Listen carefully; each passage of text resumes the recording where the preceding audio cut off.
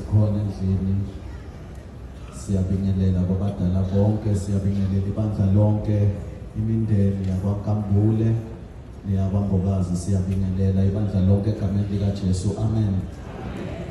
Hallelujah. Mina ke ngumfowabo Bishop uKambule, ngakhula nayo le ndoda. He is my brother.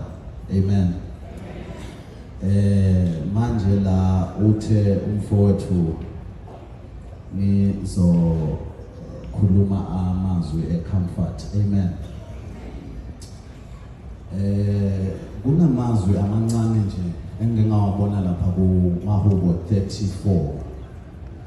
Ngiyakholwa ukuthi ke